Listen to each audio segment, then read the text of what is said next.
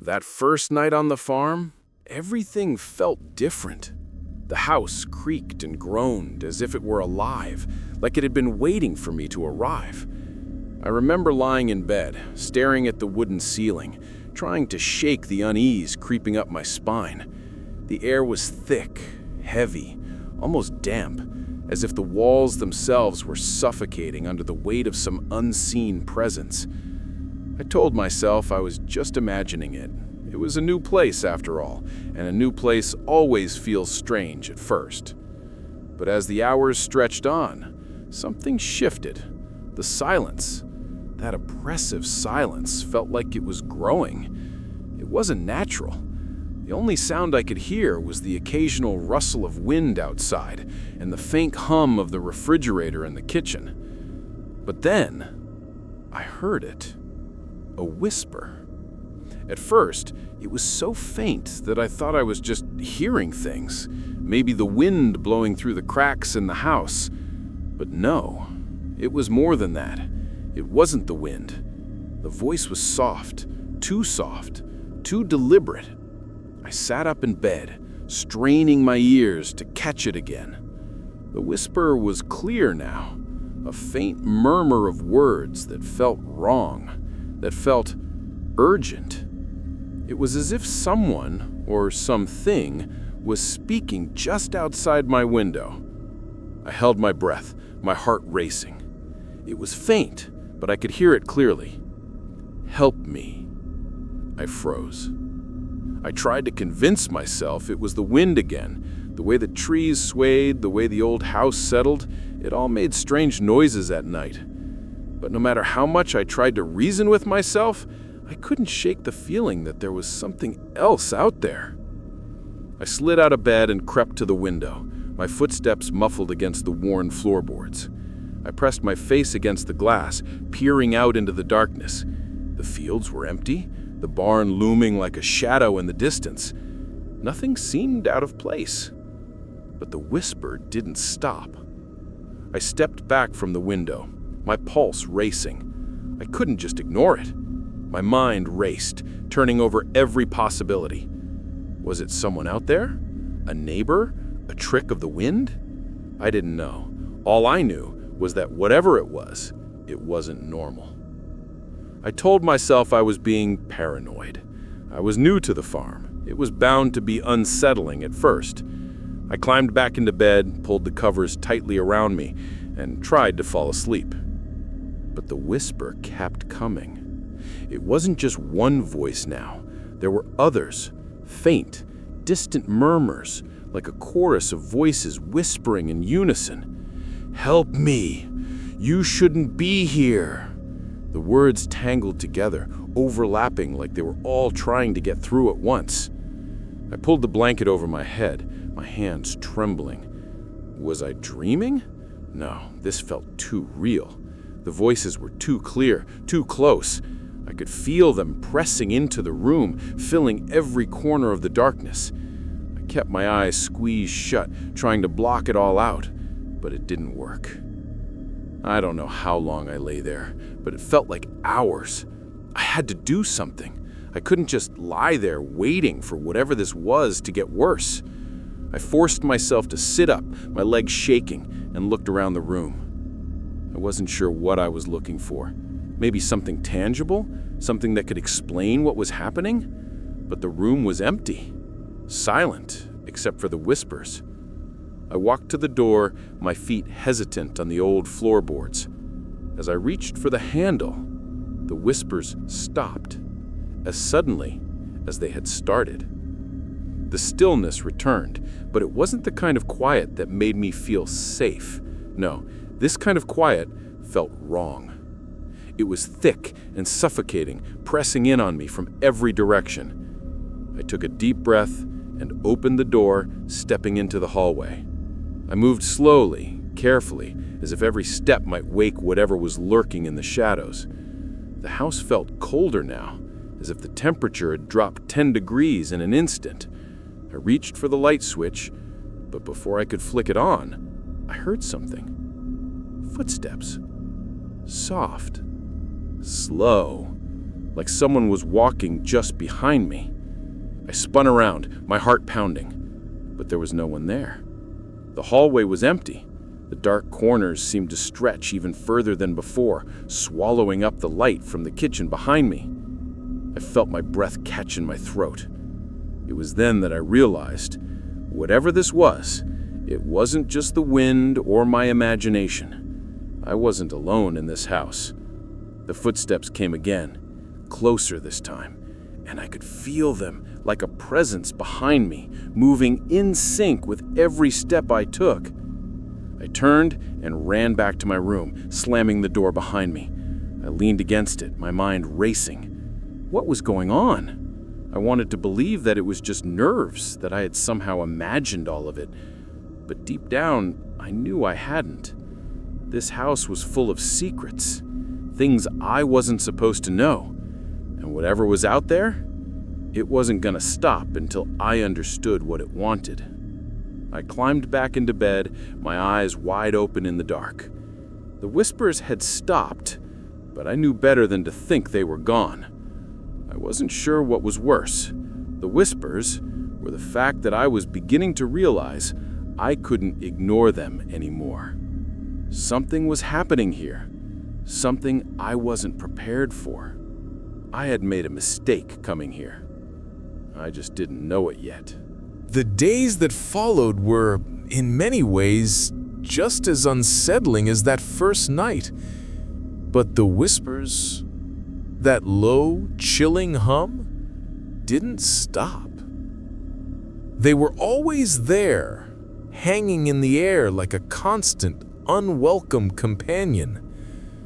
I kept telling myself it was just my nerves, just the adjustment to a new place. After all, it wasn't every day you moved to a remote farm far from civilization. But the unease didn't ease, and the silence I once thought would be soothing became my worst enemy.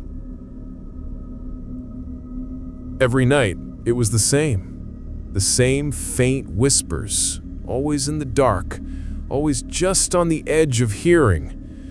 I tried to ignore them, but it was impossible. They were getting louder now. It was like they were trying to get through to me, to reach me somehow. I couldn't block them out. I couldn't pretend they weren't there. During the day, things were no better. The air, thick and heavy, felt like it had been holding its breath, waiting.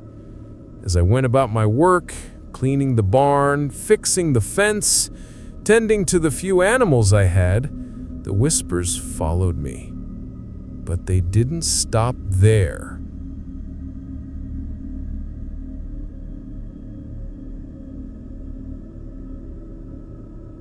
At first, I tried to rationalize it. The wind, the trees, the way the branches creaked in the breeze. Maybe it was just my mind playing tricks on me. But no matter how hard I tried to convince myself, there were moments when it felt like the sound was too deliberate, too purposeful. I started to hear them more clearly, creeping into my thoughts. Sometimes I'd hear faint rustling behind me, like someone was walking just out of sight. I'd turn, but there was never anyone there. Nothing except the open field and the empty house. But it wasn't right. Something was different. Something was wrong. One afternoon, I was near the edge of the property checking the old rusted well. It was as if the farm was just too quiet. Not a single bird chirped, not a single insect buzzed in the air. The world felt still, almost like everything was holding its breath, waiting for something. I crouched by the well, inspecting the stones, when I heard it. A soft, unmistakable sound. Footsteps. I stood up quickly, scanning the area around me. No one. The barn, the field, empty. The woods stood like silent sentinels at the edge of the land, their dark embrace inviting and menacing at the same time. I wasn't alone.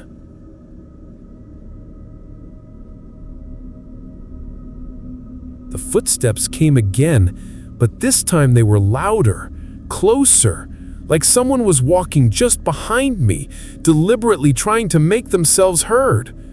But when I turned around, there was no one. The air around me felt thick with tension, like something was watching.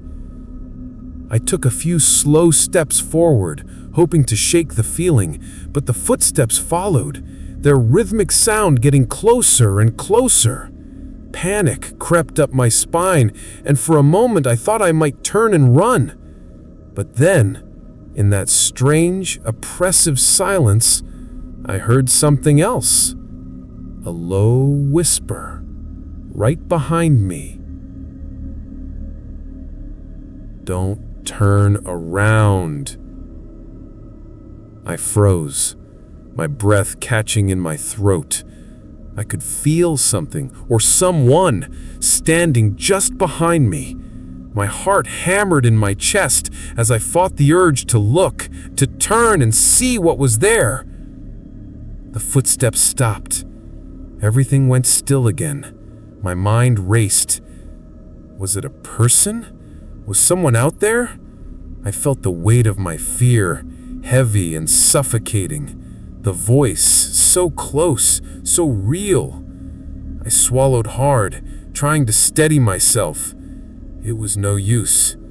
I couldn't ignore it anymore. I had to face whatever this was. I turned, but there was no one. The field was empty. The barn, the trees, they all stood silent, untouched. But the air felt wrong. The pressure on my chest felt suffocating, like I couldn't get enough air. I backed away slowly, my feet moving without thinking. I couldn't look at the well anymore. It felt like something was waiting in its depths, watching me from the shadows. That night, I couldn't sleep.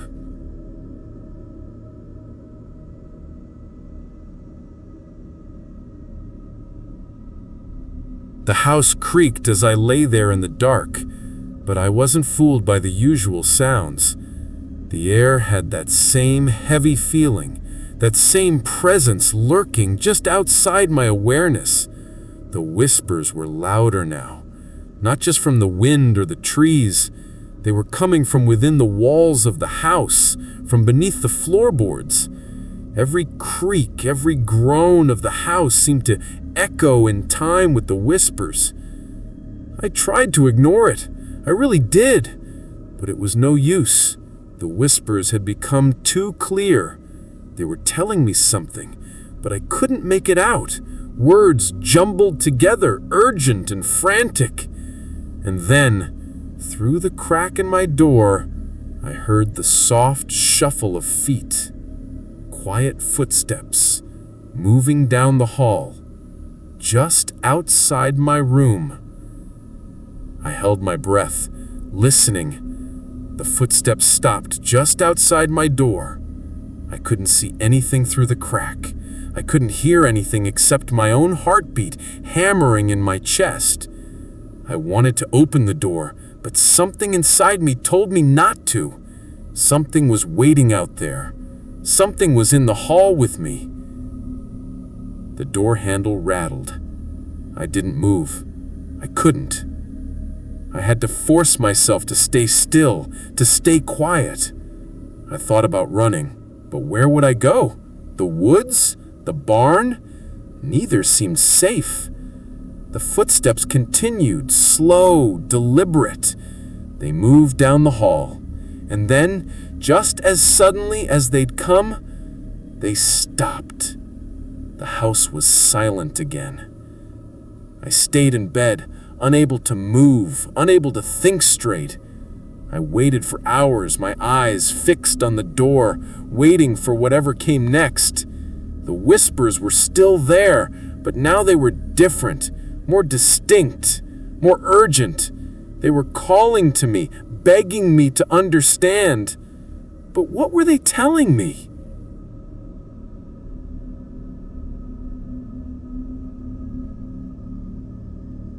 In the morning, the house was still, too still. I stood at the door, my hand on the handle, but I couldn't bring myself to open it. I didn't want to know what was out there.